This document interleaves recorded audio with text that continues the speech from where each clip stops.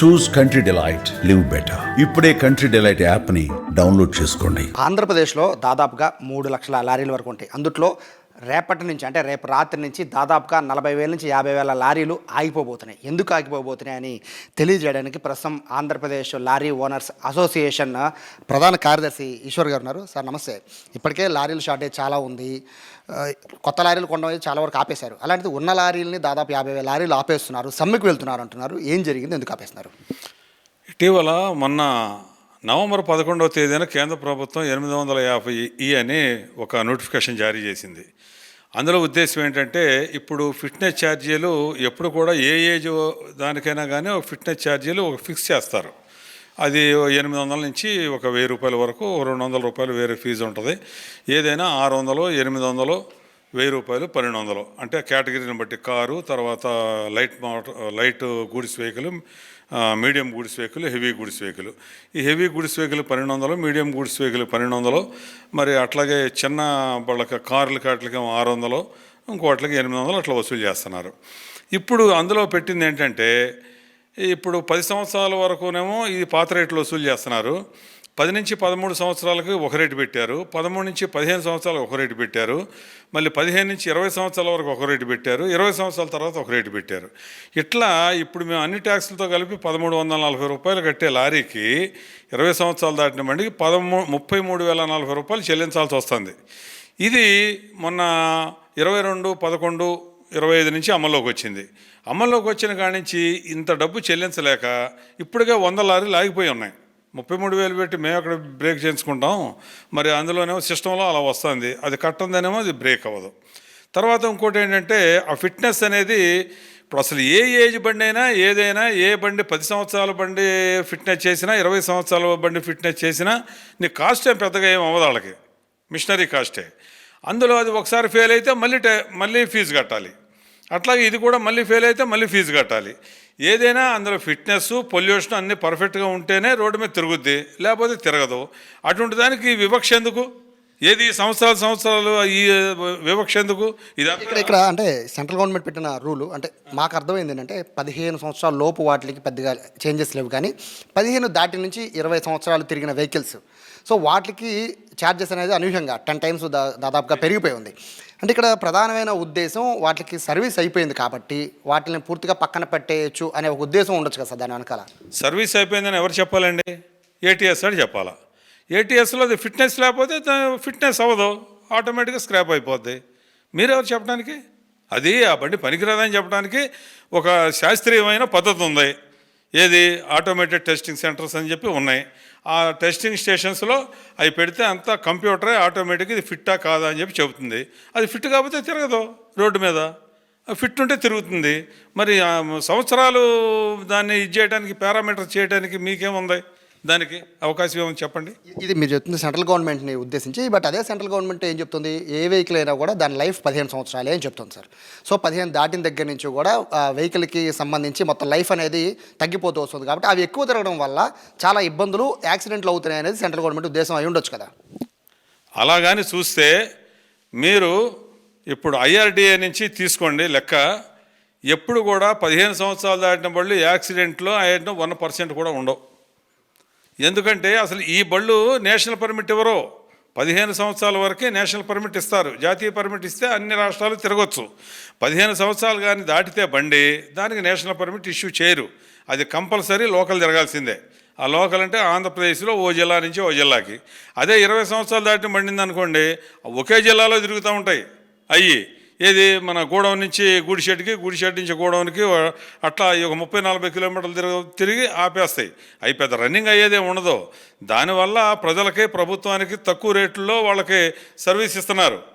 అంతేగాని దానివల్ల మనకి ప్రభుత్వానికి నష్టం లేదు, పొల్యూషన్ నష్టం లేదు, ఏమీ లేదు. అన్ని ట్యాక్సులు కడుతున్నాం, ఇన్సూరెన్సులు కడుతున్నాం. ఈ బళ్ళలాగానే ఆ బళ్ళకు కూడా అట్లా ఫిట్నెస్ ఉందని చెప్పి ధృవీకరణ పత్రం వస్తుంది.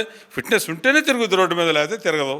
యాక్చువల్గా సార్, నాకున్న సమాచారం ప్రకారం ఇటువంటి వెహికల్స్ అన్నీ కూడా ధాన్యాన్ని షిఫ్ట్ చేయడానికి బాగా వాడుతున్నారు.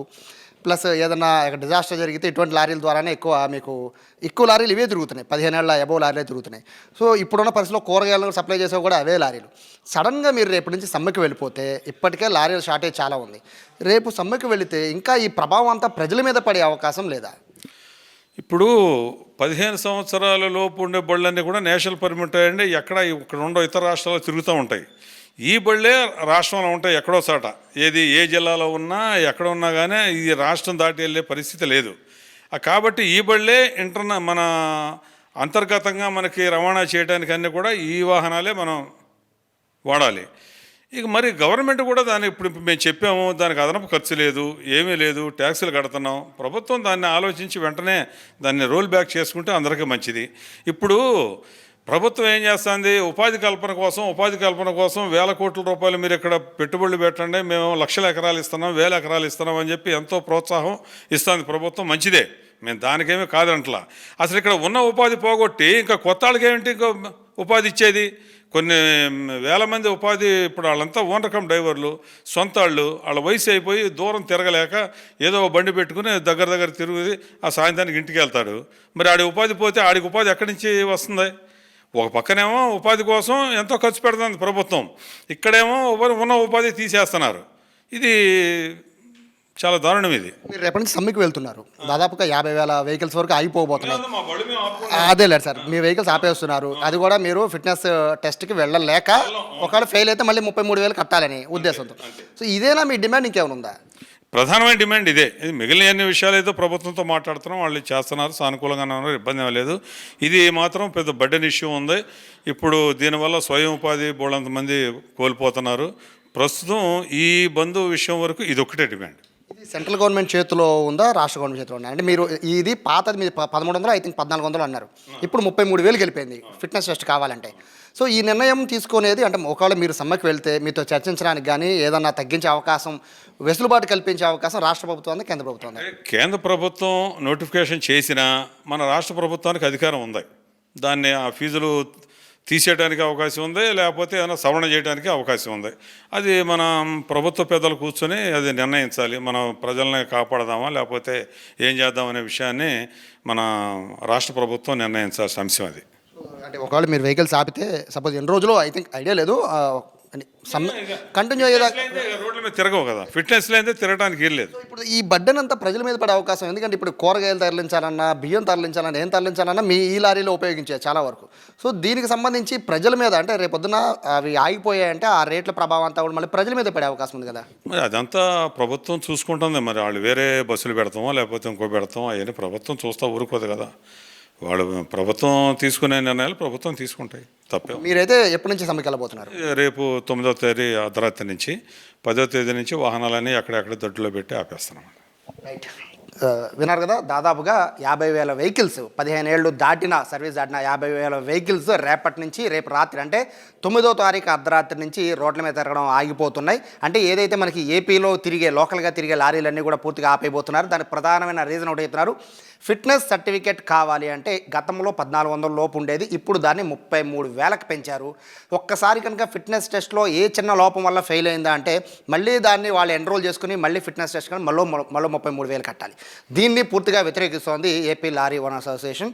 దీనికి సంబంధించి రేపటి నుంచి సమ్మెకి పిలుపునిస్తున్నారు. 40,000 నుంచి 50,000 లారీలన్నీ పూర్తిగా ఆగిపోబోతున్నాయి. దీనికి సంబంధించి ప్రభుత్వం తక్షణ చర్యలు తీసుకోగలిగితే ఈ బర్డెన్ అంతా కూడా అంటే వీళ్ళు సమ్మెకి చేసే కారణంలో పడే బర్డెన్ అంతా ప్రజల మీద పడకుండా ఉండే అవకాశం అయితే ఉంటుంది. కెమెరా పర్సన్ కృష్ణతో సాయి, సుమన్ టీవీ, విజయవాడ నుంచి.